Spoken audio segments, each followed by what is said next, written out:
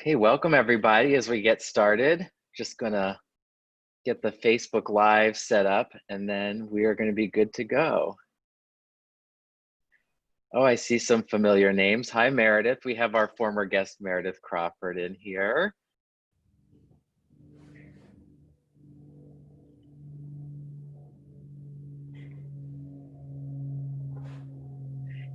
As everybody's coming in, if you've got any questions, we'll go over this later, but if you have any specific questions you want us to answer, we've got the Q&A feature, we've got the chat feature, so you can go ahead and start thinking about all the deep and probing questions you'd like to ask Michael.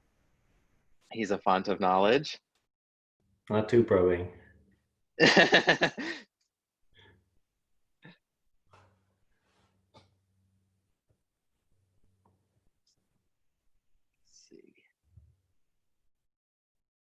Oh, hi, Amira. Hi, Andy. Okay, we're going to get started.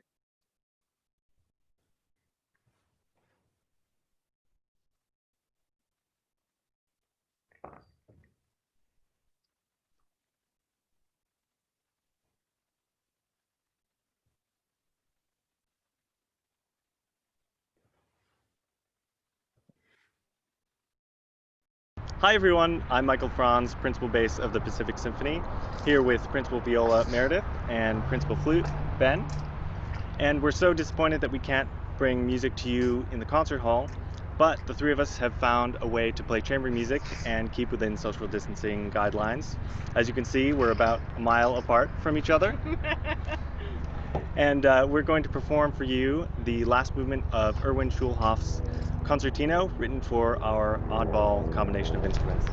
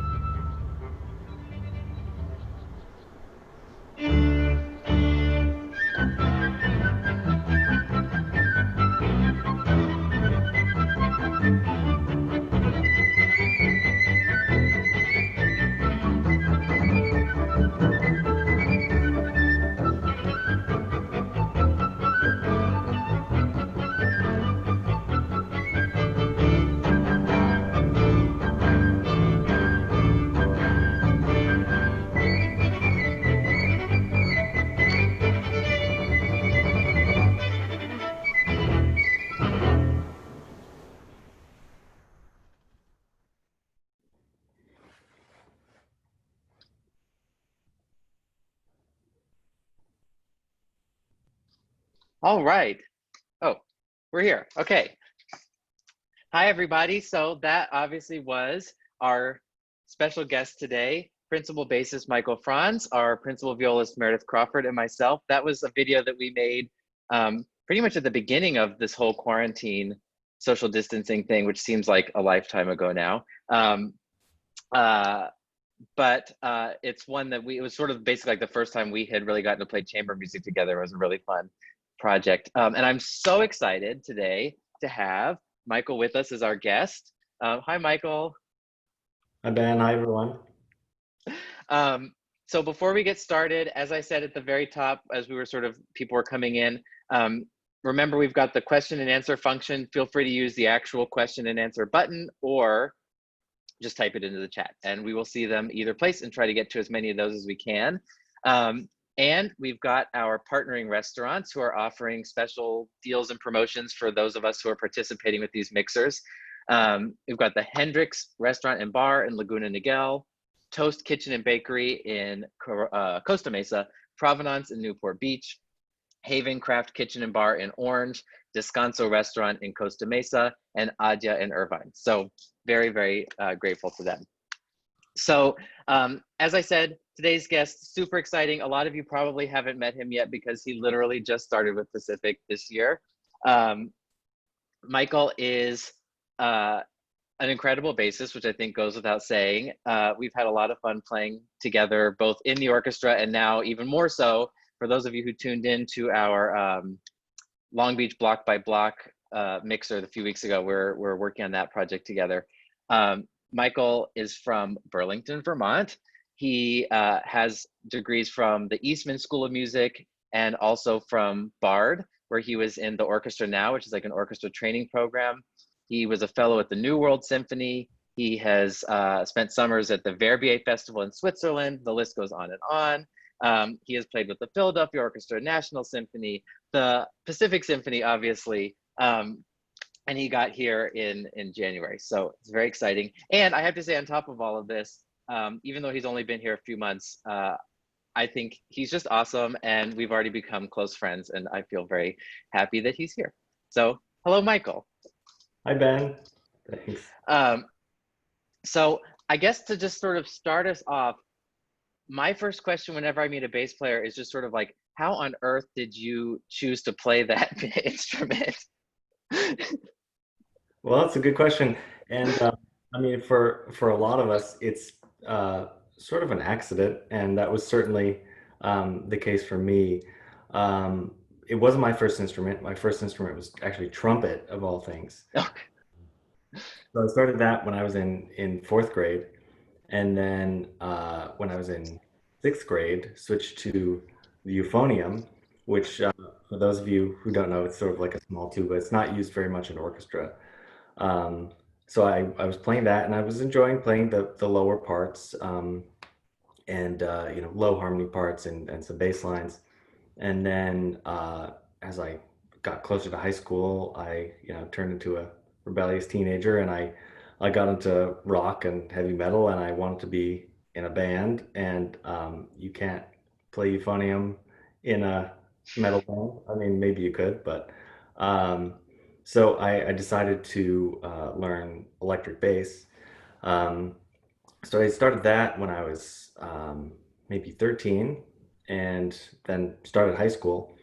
And luckily for me, I think the year before that was the first year that my high school had rekindled a string program after about a 30-year hiatus or something. And I was taking a music theory class my freshman year, but wasn't in any ensembles. And the band teacher convinced me to start playing upright bass in the string orchestra. Same tuning, same strings as electric bass. And I said okay, and luckily the orchestra teacher was himself a bass player, so he kind of started me, and so it was sort of an accident.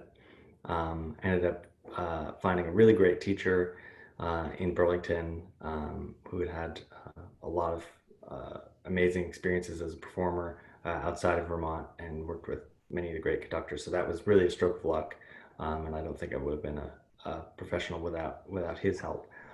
So yeah, it was really an accident. I went through a number of instruments before landing on the bass. Is it normal for, like, I would think that just based on the size that it might be a little more typical. Like we hear about violinists and pianists starting at the age of 2 or 3 or, really young. Like, is it more typical for a bass player to start a little bit later? Generally, yes. These days, they're making smaller and smaller basses So you'll have kids that are, 6, 7 years old on, 64th size Oh, basses. wow. Just give So, them a viola and let right. them hold it up, right? um, so that's a little more common these days, but historically, small size basses haven't been always available for students. So bass players tend to start later. Yeah. But I mean, I was always tall as a kid, so that wouldn't have been so difficult for me, I guess. So did you find that by the time you started bass, like, did you feel like you had a lot of catching up to do? I mean, I think it's pretty amazing to start at that age, at least on flute. I can't imagine starting at that age and then literally getting into like a top conservatory just a few years later. Like, was that something that took a lot of, you know, extra work, or do you think it just sort of came naturally and sort of worked out?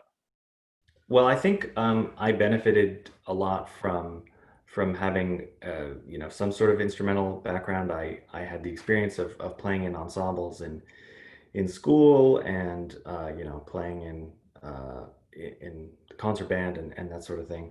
And I could read music, and I had sort of developed my ear. I spent a lot of time like picking out melodies at the piano with no technique, just learning things by ear. Yeah. Um, so I think that helped just give me a musical background, and made it so that I was able to progress fairly quickly when I did start on bass. Yeah. But it was pretty serious study as soon as I started having regular lessons. Um, but I didn't find my main teacher in Vermont. I started lessons the end of my sophomore year of high school, and then it was sort of a dash um, to learn to kind of catch up, and he taught me a ton, and ultimately I decided to audition for conservatories and then was preparing for that. So it was a very quick timeline in that regard. Yeah. Was that something like at the point where you started studying with him, did you already know or have an idea that you wanted to go to music school, or did that sort of come as a result of your work with him? It came as a result. I had no the thought had not entered my mind at all. Um, but it's the case for a lot of us musicians where if we have a teacher who um, really opens our eyes in terms of what's possible on our instruments and what's possible in music, and how seriously you can take it, and how far the limit is of how how much you can improve. That really is an inspiration for a lot of us to pursue it as a career. Yeah. And I think it's just so interesting. Like, I feel like it really can't be overestimated or overstated, how important having a teacher like that at a pivotal moment is, when you're a young person, and just sort of, they can really, like, change the course of where you go and what you do. And it's pretty amazing. And I don't know, I feel like at least I try to remember that in my own teaching now, that, like, everything we do as teachers is really has a lot of weight to it. Yeah. Um, so we've had a couple questions already that relate to sort of you growing up and your musical interests. So first of all, Ildi, hi Ildi, wants to know if you grew up in a musical family.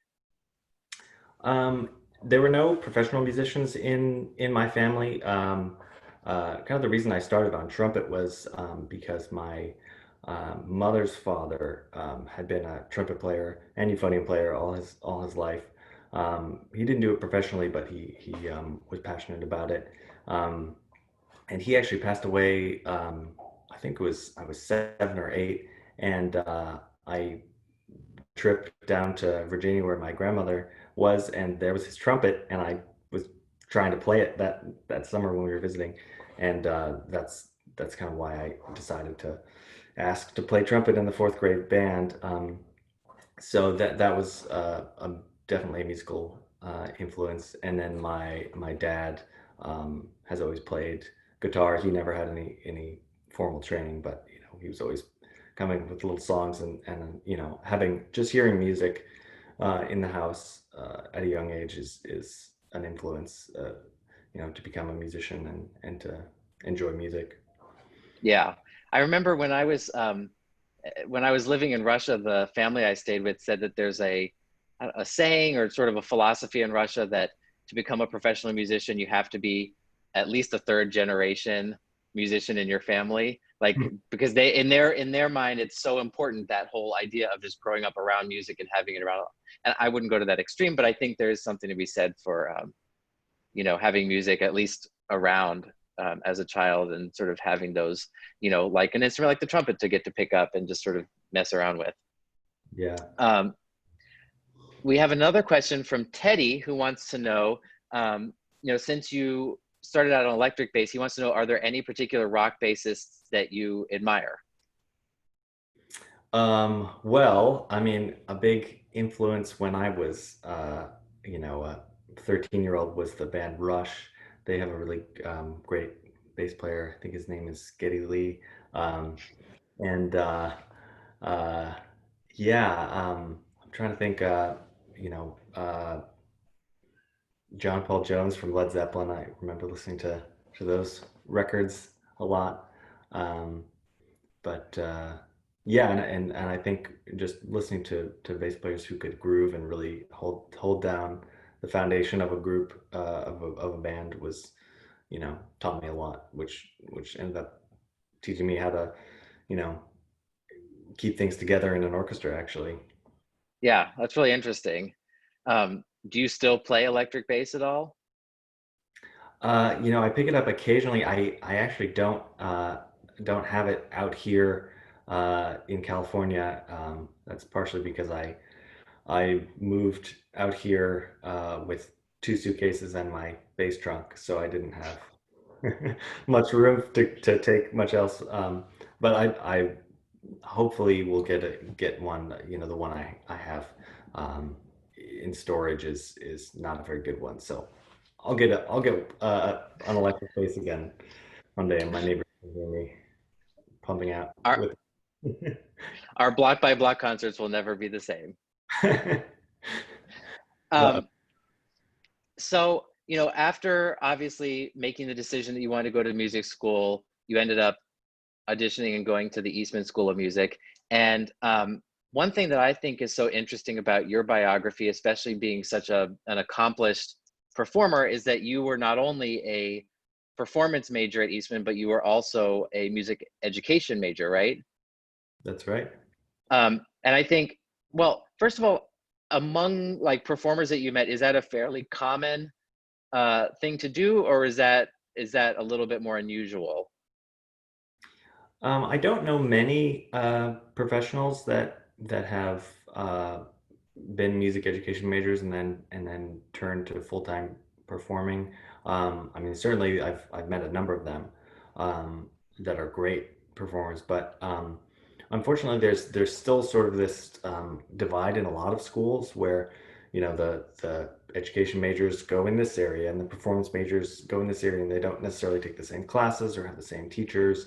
Um, and one of the things that really appealed to me about Eastman when I auditioned was that there was really no divide.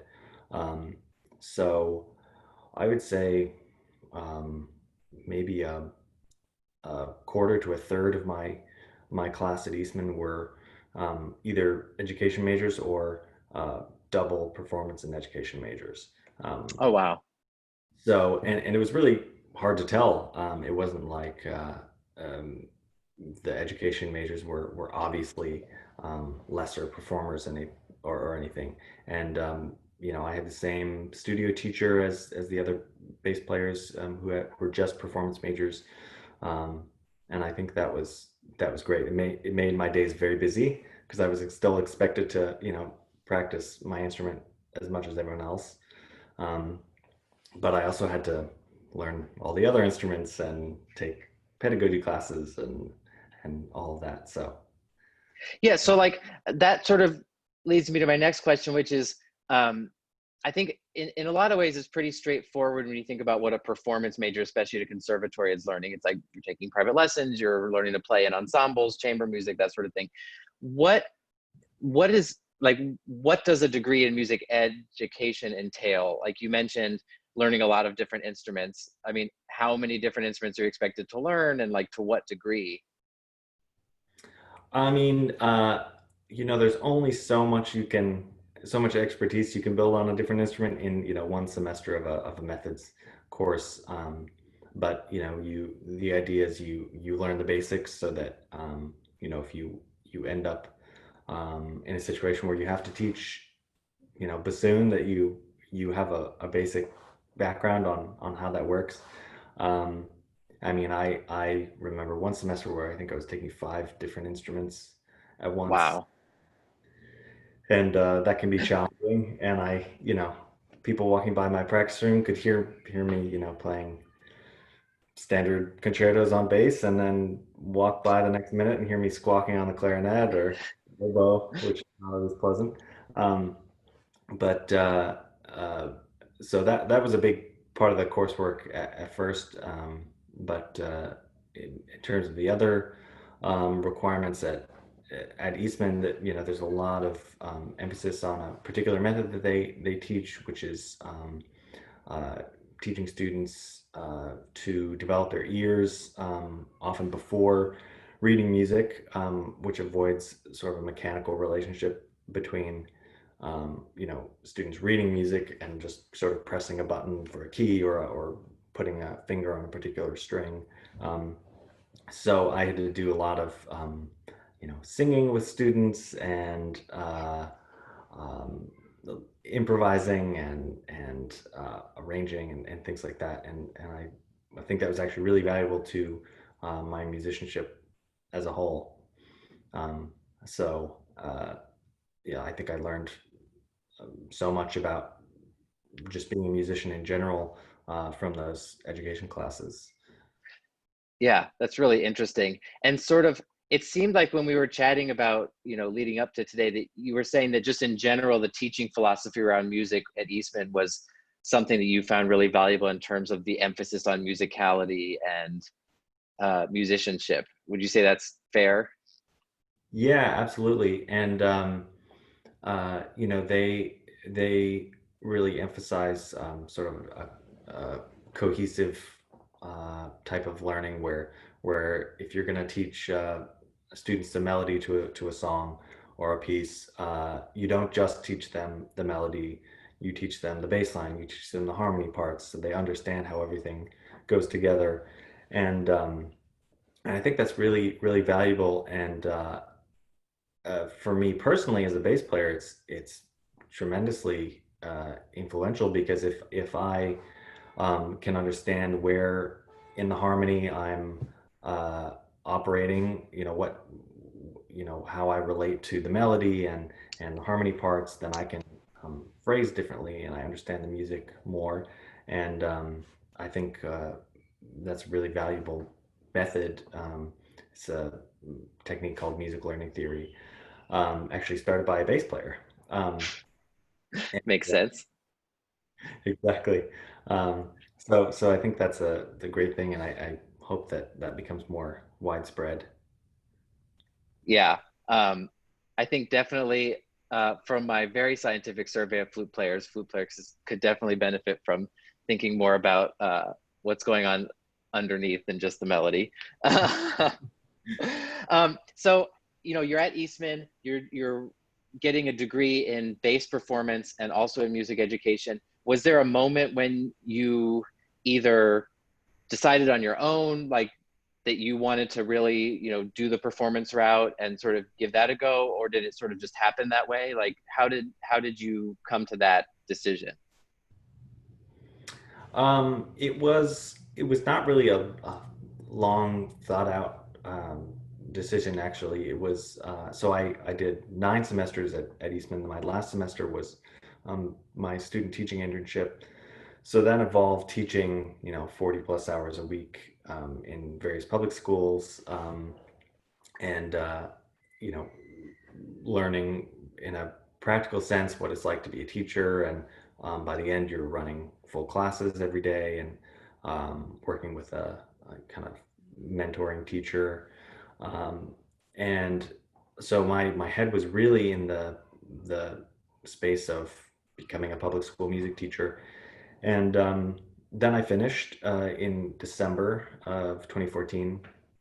And I had this semester, and I found myself really wanting to get my playing back in shape because I just hadn't had time to practice with a schedule like that in the way that I wanted to.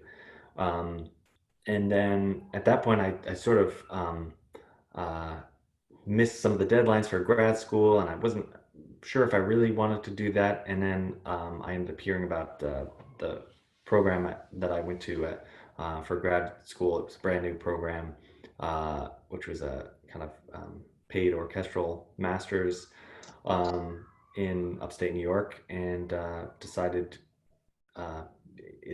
auditioning for orchestras tends to be uh, better for people who aren't attached to a particular place, and because we don't always choose where we live as musicians, depending on where the job openings are.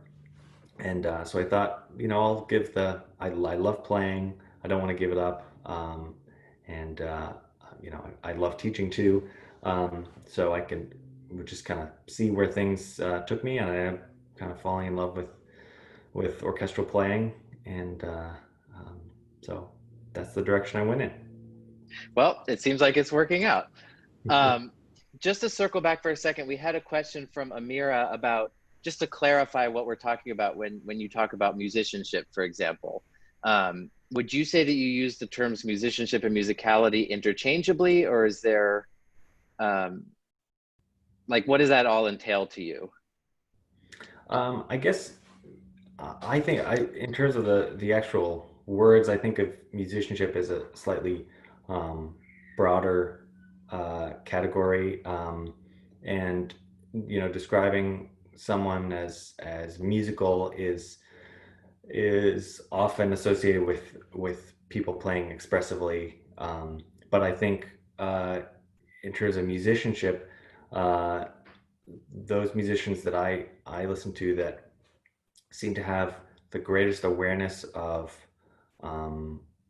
what's happening in the music in terms of knowing the theory and being able to apply it practically in performance, and to do it in a natural and expressive way that really brings the music to life. That to me is the goal in musicianship. Yeah, so sort of like fluency almost. Yeah, exactly. In yeah, okay, yeah, makes sense. So I want to just take a moment now to get to a little bit more music, because Michael has recorded something really cool and special for us. Do you want to tell us a little bit about this piece and why you chose it? Sure. So we had a lot of time this past few months, and been sort of looking at various solo pieces for bass that I can work on by myself.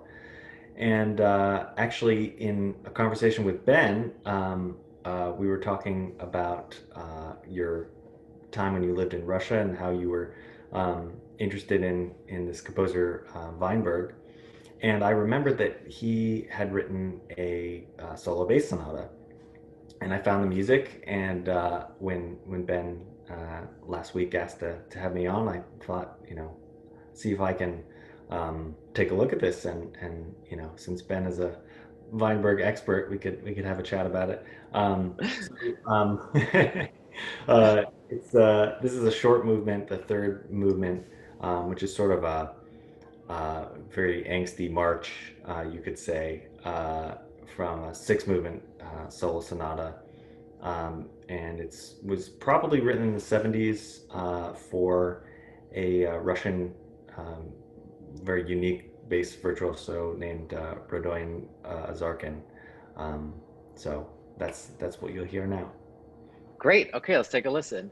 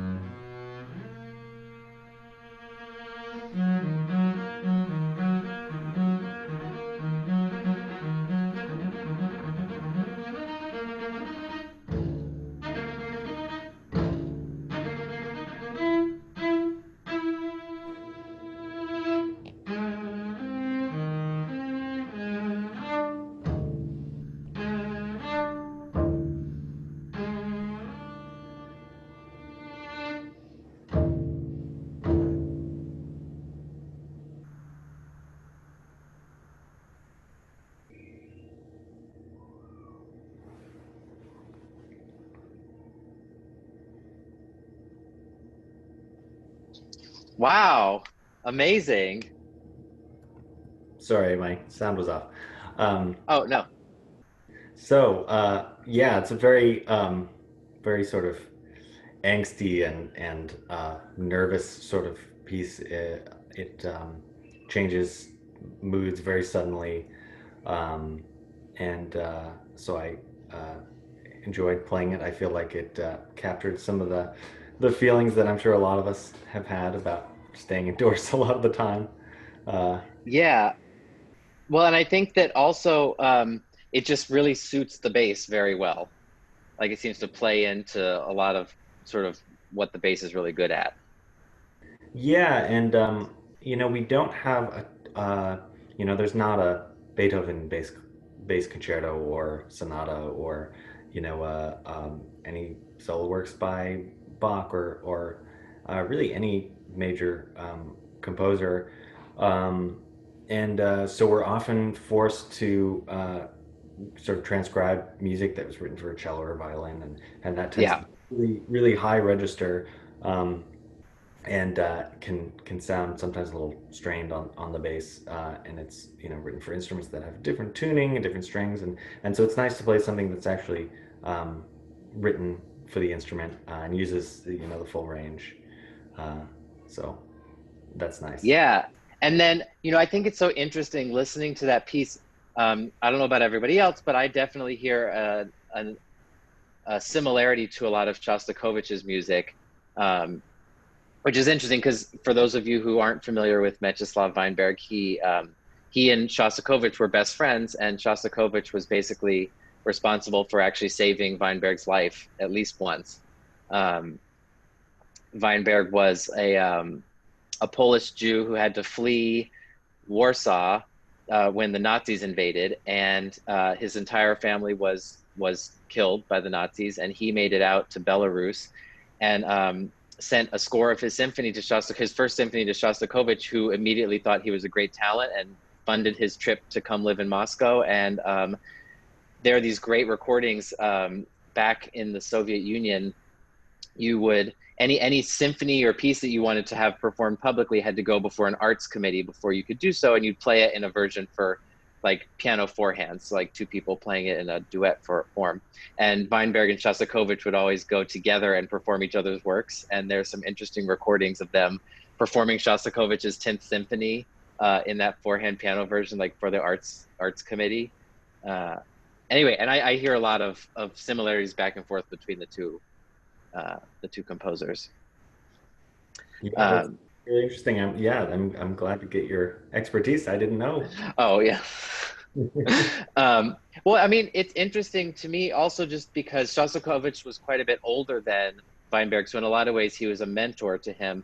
Weinberg, I don't think died until 1996, so uh, yeah, he sort of bridged a lot of different eras in terms of Soviet and post-Soviet.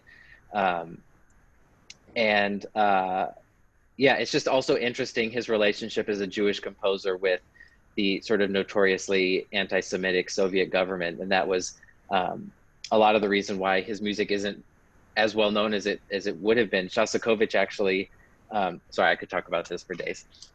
um, Shostakovich thought Weinberg. He said on a number of occasions he thought Weinberg was the most gifted composer in the Soviet Union, but his music was never really promoted inside or outside the Soviet Union as much because he was Polish and Jewish. So there's been a big resurgence in interest in his music, and I'm so happy that there's this bass. You said it was a sonata, Mhm. sonata, and that you knew about it and were willing to get it put together for this. It's great. Um, There's five other movements, so I need to get to work. I think it's got to be over 45 minutes long of a piece. It's a real bear. That's amazing. So just to talk a little bit about, it's so interesting seeing you play on, this like gargantuan instrument. Can you tell us a little bit about your instrument specifically? Sure, and it is true that my particular instrument is gargantuan.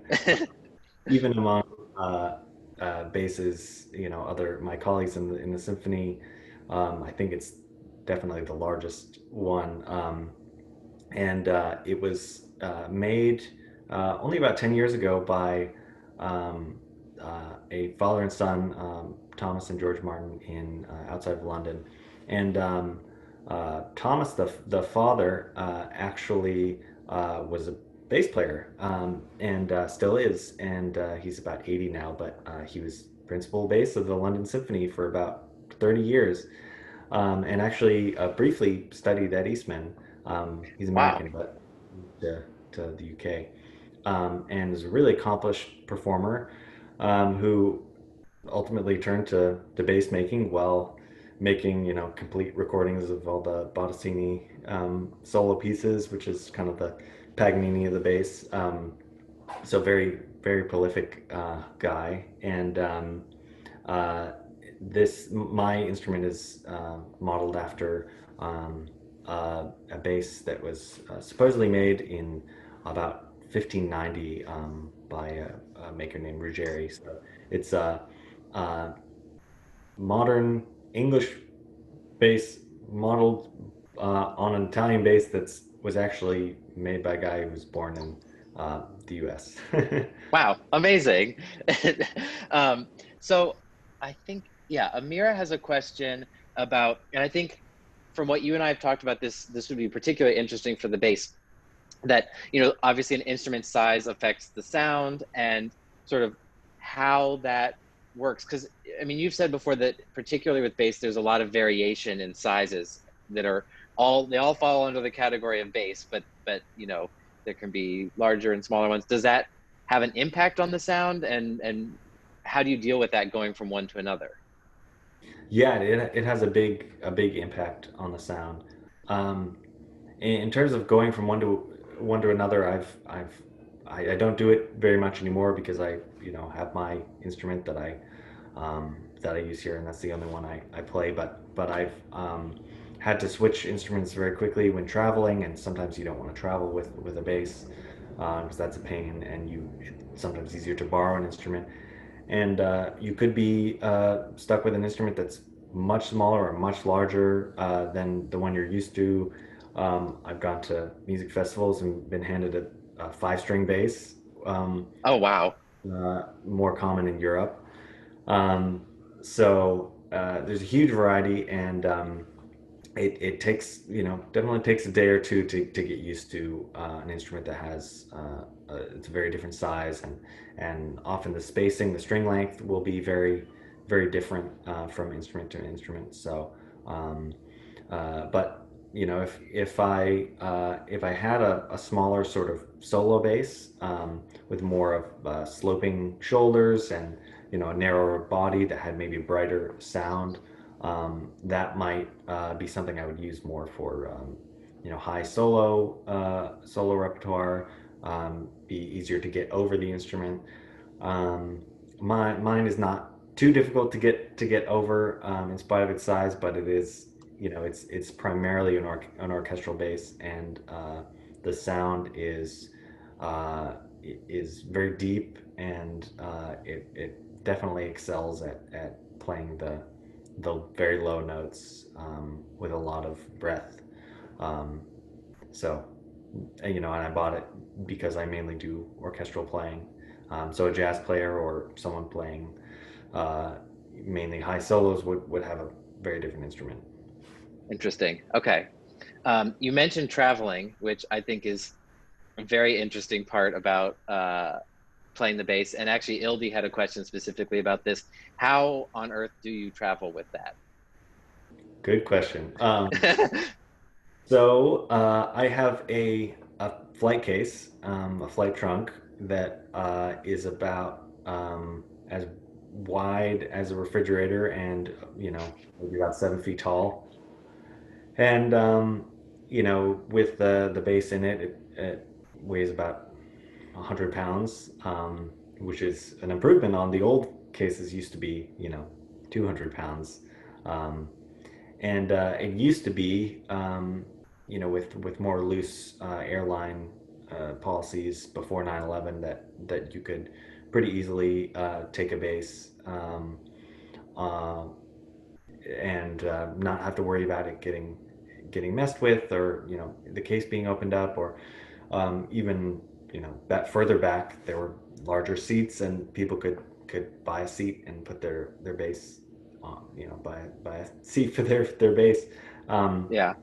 What cellists do usually, but now we sort of have to risk damage every time you fly, and knock on wood that I haven't had any major damage to my instrument. But I've known plenty of people who, you just look out the window of the plane as you're waiting to take off, and you know, baggage handlers are throwing the instrument, and I have plenty of friends who have had broken necks and things like that, and it's just something we deal with, unfortunately.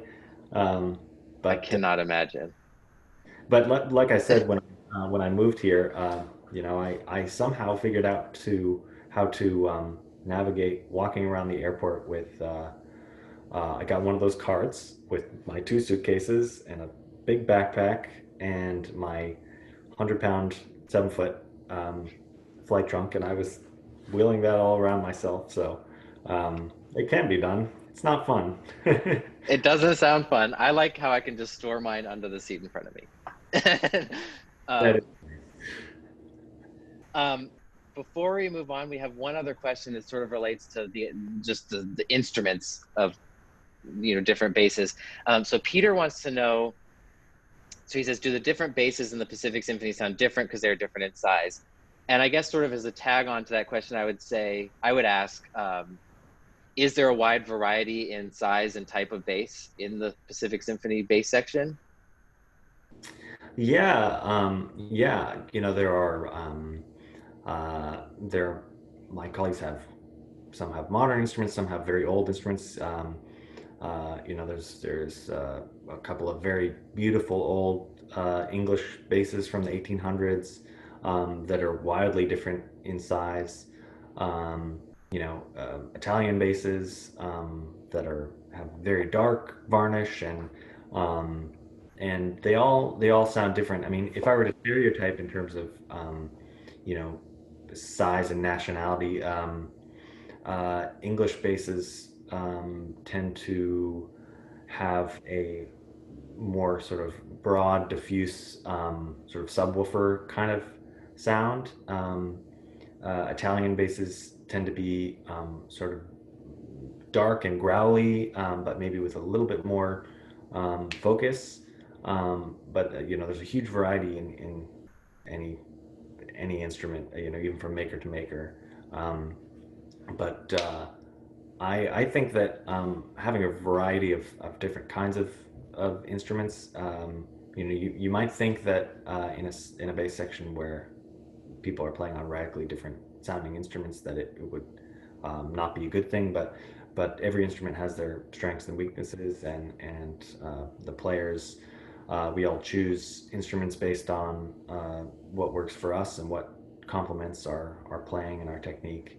Um, and and sometimes we just have to figure out how to work around an instrument that might be sometimes difficult to play, but has a sound we really like.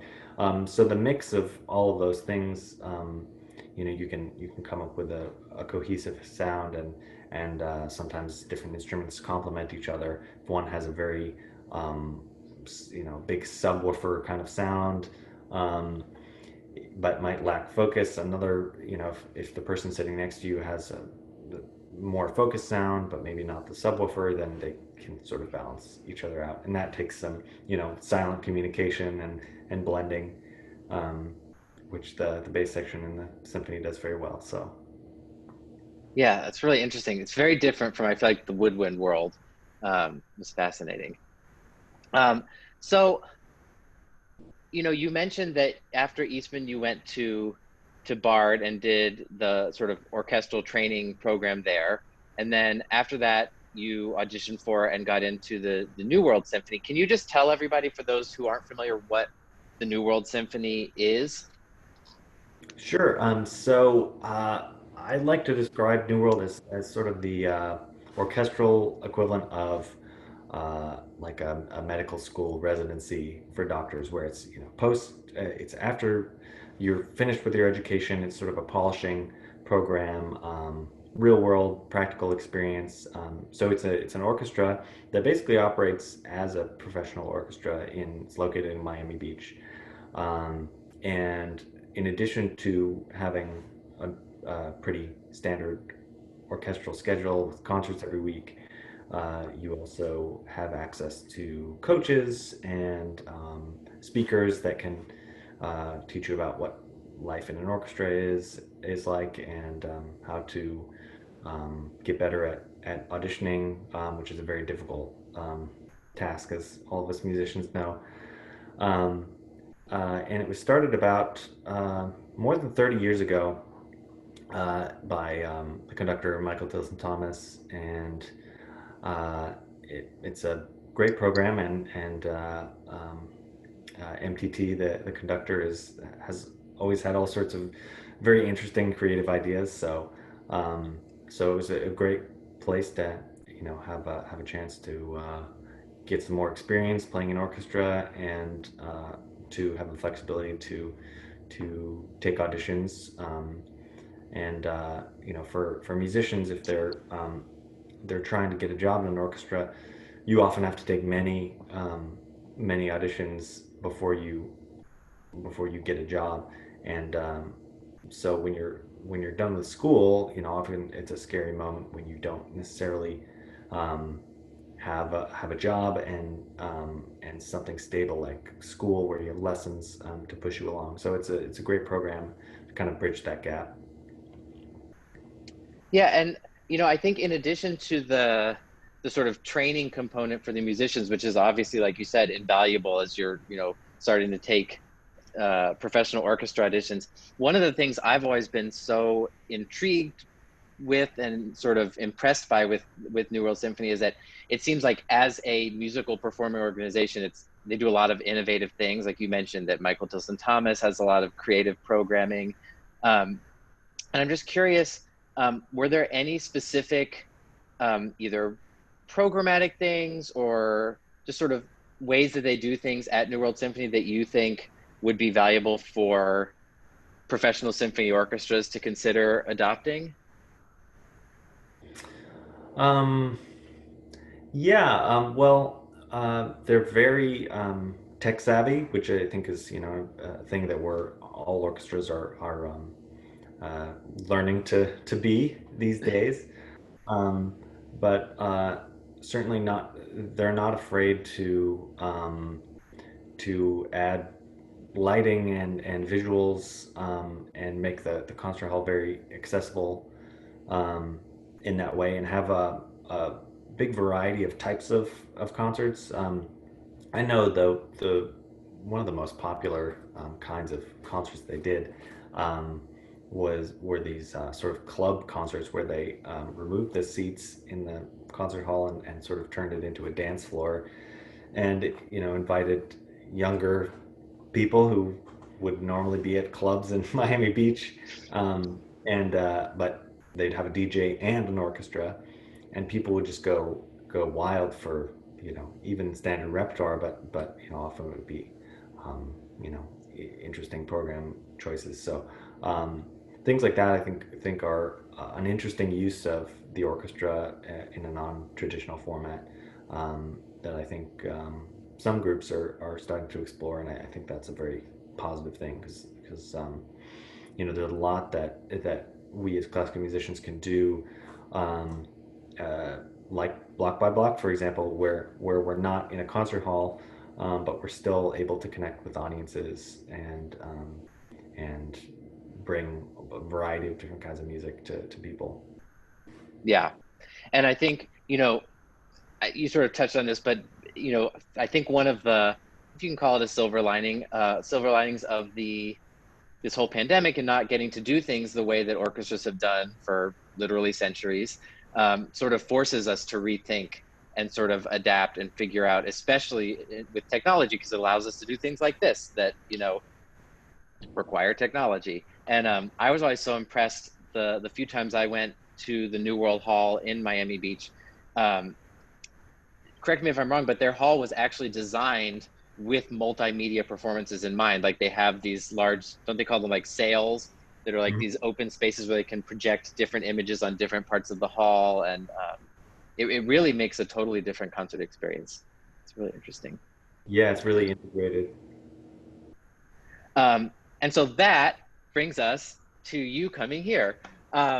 So I always am interested talking to other people who have gone through the audition experience, specifically here for the symphony.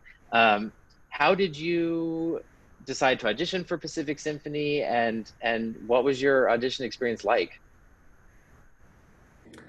So I, you know, as as we do, we all when we're looking for orchestra jobs, we look in the, the union paper, and I saw this advertisement for principal bass, the Pacific Symphony, and I knew a little bit about the symphony at the time. I knew that it was a relatively young orchestra, and that the musicians, in addition to being in the orchestra, they did a variety of things in the area. So I thought that was really interesting, and it seemed like uh, a good job to have if I was to get it. And I the thing was I'd never been to California before, um, and so I practiced and I just booked my flights, and I was in Vermont visiting my parents at the time, and so I flew, the entire length of the country out to take the audition, and that was my first time in California. That's amazing. That I had the exact same experience, and I was like, wow, I'm never leaving here. Right. um, for just for everybody who's watching, can you sort of describe what an audition process like the Pacific Symphonies is? Sure. So it's orchestral auditions are they're anonymous, and in Pacific Symphony's case, they're entirely anonymous to the very end, which I think is great. So there's no bias against particular people who they might um, feel compelled to hire for whatever reason. It's very objective, and I showed up with dozens of other bass players to the Segerstrom Center, and I was the first person to play. And you go into a room, uh, and there's a proctor on one side of the screen, and then the committee that decides the results on the other. So they can't hear you, you can't say anything. Um, and I played for less than 10 minutes. I was the very first person to go that day, and I remember I was asked to start with just about the hardest excerpt in the bass literature, um, which I don't think went my best, but I think they heard something in the rest of it, which I appreciate, and I think I played better every other round, and so gradually they narrow down the field until it's just a few players, and I did 4 rounds, and I ended up finishing. I think I got the result that I was offered the position around 9 o'clock at night. So I was Wow. sitting around for almost 12 hours, and not unusual. So it's a grueling process, and it's must be. I haven't sat on an audition on the other side of the screen, but it must be a very interesting and exciting feeling to say yes, we want to hire this person, and then you get to meet them. Yeah, it's sort of like different than any other job interview you could imagine. Yeah. Amira wants to know if it was like really stressful being asked to play first. It was, yeah, and especially because I am not a morning person, and I was a little jet lagged, and just didn't know where anything was. I mean, I wasn't a local or anything, and so that was difficult for sure. And basically, the later you go in a round, the more time you have to warm up. So I had less time to warm up. So that, that adds to the stress. Auditions are stressful, but we try and make them as relaxed as we can. We find ways. Yeah. And I think it's interesting, I think it's definitely something I've felt and that I know others feel about, this hesitance about playing first, but it's interesting to me hearing, that you played first. And I know I was on the panel judging when our principal clarinetist Joe Morris joined the orchestra. I remember he played first every single round. He just happened to draw, because you draw numbers out of a hat basically. And he was a little bit frustrated by it. He told me later, but obviously it worked out for both of you guys, so it's great. Yeah. And so you auditioned, was it back in last September? It was the end of August. End of August, okay. But then you started playing with the orchestra in January. That's right.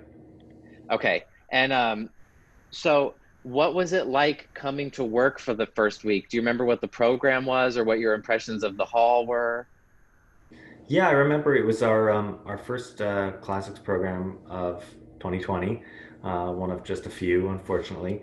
And it was with a guest conductor. We were doing Dvorak's Eighth Symphony and Beethoven Violin Concerto, and I was very impressed by the orchestra, and the hall is just spectacular. Um, so it's really a privilege to get to work there, and I think having played in some great halls and some not great halls, it really is encouraging for any orchestra to have a nice space to work in. And everyone was very welcoming, and so I had a very very nice first week. Yeah, well, I know that the whole orchestra is just thrilled that you're here and you sound amazing. Um, I'm sorry there haven't been more programs due to obvious circumstances, but they will happen eventually. Um, so speaking of the pandemic, I'm just curious, um, we've joked a lot in our block by block concerts whenever I introduce you to the audiences that, you know, you moved to Southern California in January, so you got here with a couple months to spare before things shut down. But then when you moved to Long Beach and moved a few blocks from me, it was basically right at sort of the tipping point when we learned that, probably we weren't going to be playing for a while and everything was sort of up in the air. Um, Same day. it was the same day. Yeah, Same day. perfect. So what has it been like getting to know a new home like Southern California when everything's basically stopped? Like, what have you been getting up to, and what have you gotten to explore so far? Well, it's been a little bit of a more leisurely process, I guess you could say, than it would be normally. I have at least time now to go on a lot of walks around the city here in Long Beach, and I'm enjoying living here in that regard. It's a nice place to live and near the water, um, and luckily I've been able to keep busy because Ben started had the idea to do the block by block ensemble, and it's been a lot of fun, and a great way that we can still social distance, but play music with each other outdoors. And so it's been great to get to know you and the other members of our group, and still be able to play with other people, which is really really valuable. And so that's been keeping me busy, and I'm very grateful for that. Um, and in addition to that, I should mention Ben and I have been going on weekly hikes just about since the pandemic started, which has been great. We've hiked just about every high peak in certainly in Orange County, and now we're moving to we did Mount Baldy the other week, and tomorrow morning we're getting up very early and doing San Bernardino. So we're keeping active, that's for sure. Yeah, hold on, I think I've got a couple pictures I can just share from some recent hikes. One moment. I think it's such a fun way to get to know our area. Where did I put it? Okay, here we go. I will not remember which ones are which. Here was Mount Baldy for everybody. 10,000 feet. Wait, can you all see this? I think so. Um,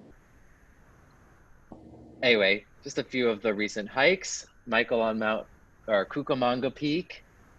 And I think one of the things that I've learned has been just like what an amazing place we live in. Absolutely. Yeah, Um, been a great way to get to know, um, the other parts beyond just the 405. If I was, obviously I would love to be working and busy, playing music all the time in our hall, but uh, you know, I guess this is a little bit of a silver lining in that we can explore and we had the time to take an entire day to hike a mountain every week, which is great. And I know, they what a concept. they usually take the entire day. They're many miles. Uh, Yeah. And I should put in a plug for Michael that he is also an expert, I guess, fermenter. He's been making amazing sourdough bread. I literally on my counter have a bottle of his homemade ginger beer that is delicious. If music doesn't come back, you've definitely got a second career doing that. but Um, also learned to be an incredible baker.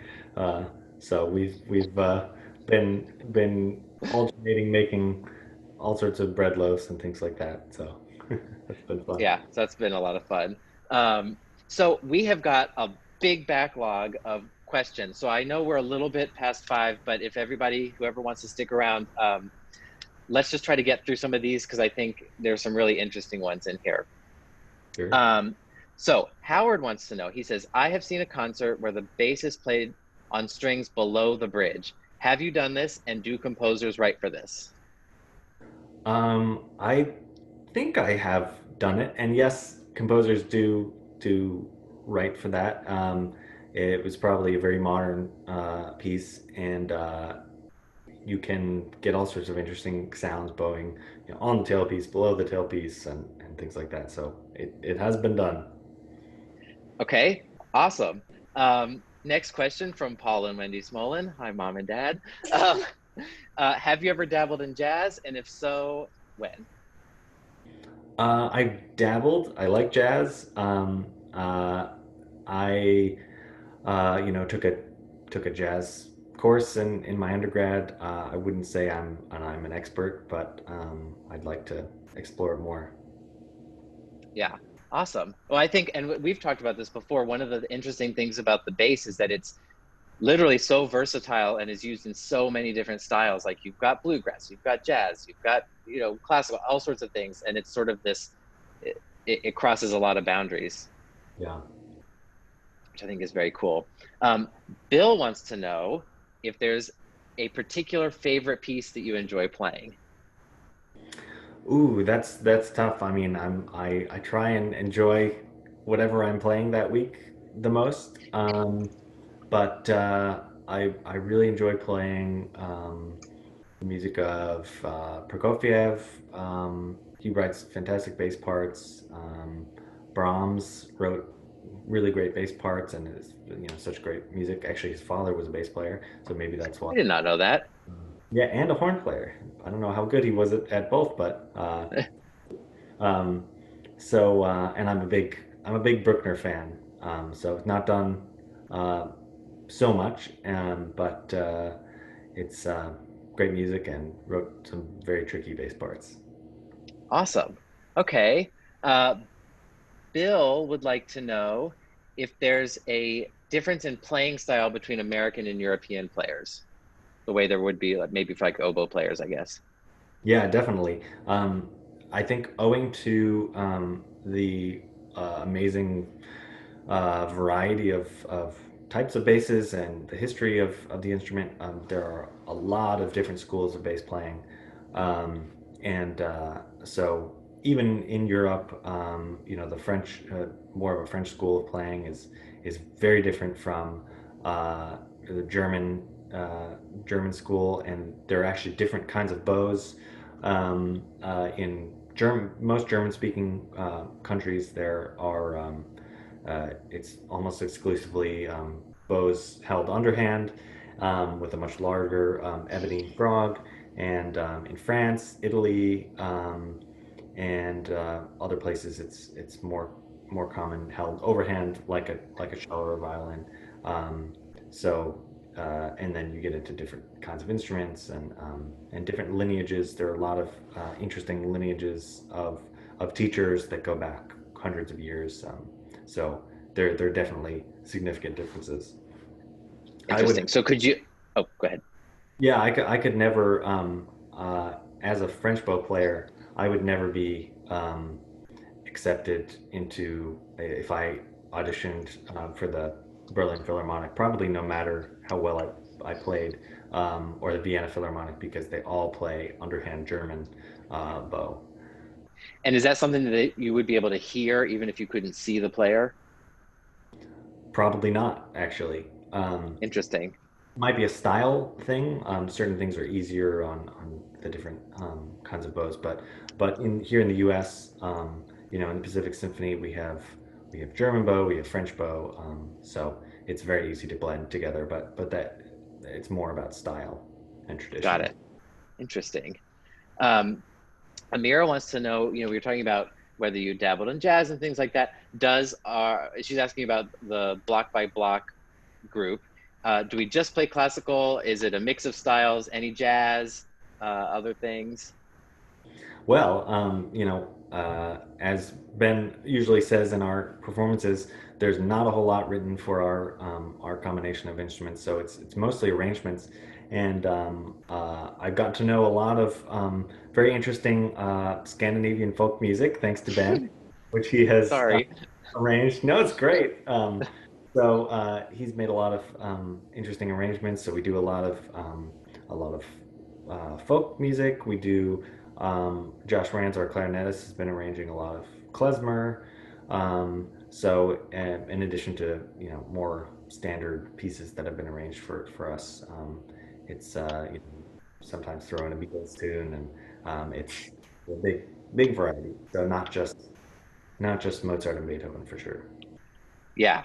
And for everybody who wasn't here when we had the block by block mixer, this is basically our outdoor chamber music, socially distant thing we've been doing. I'll put a link if anybody wants to check it out, and you can check out some of the styles we've been playing. So that's in the chat if anybody wants to check that out. Speaking of that, we've got a little clip, fresh, hot off the press from last night's block by block show to sort of close us out here. So first of all, Michael, thank you so much for coming on and doing this. It's just like endlessly fascinating talking to you about all of this. Oh, thanks, Ben. My pleasure. Great talking to you. So now we've got, like Michael said, there's a lot of Swedish folk music. The Swedish folk song Stamlåten, originally by the Swedish folk group Vessen, here performed by Michael, our principal violist Meredith Crawford, and myself, straight off of our concert last night. If I can figure out how to do this.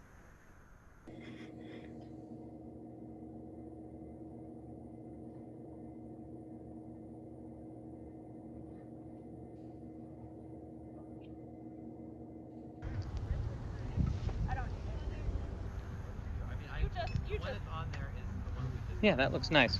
Okay. Right. Okay, hold on.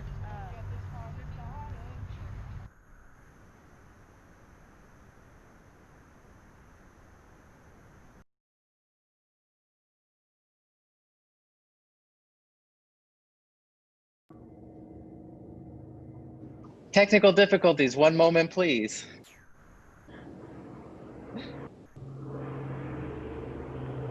Let's see. So have you heard any good jokes lately? Only the ones you've told me. I only know viola jokes. That's fine with me. Let's see. I know Sorry. I had this set up. Sorry, 1 second. All right, here we go. I think, maybe.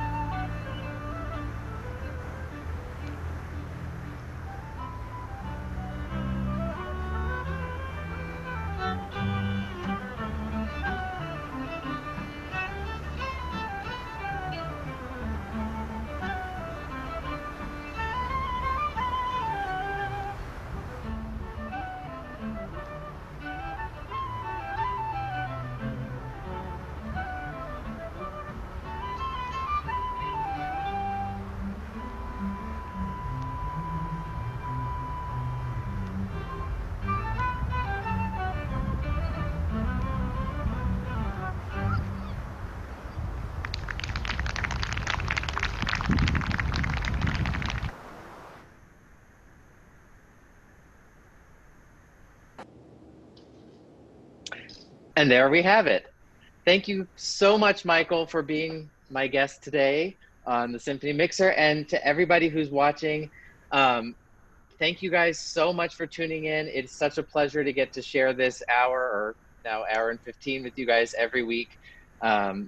Next week, I'll be having the amazing and world-renowned composer Christopher Theophanides coming on the show. He's on the composition faculty of Yale University, the Juilliard School, and he and I have worked together on commissions in the past, and he's also been commissioned by the Pacific Symphony and all sorts of very famous organizations. So tune in next Wednesday, 4 o'clock. Michael, thank you, thank you, thank you, thank you.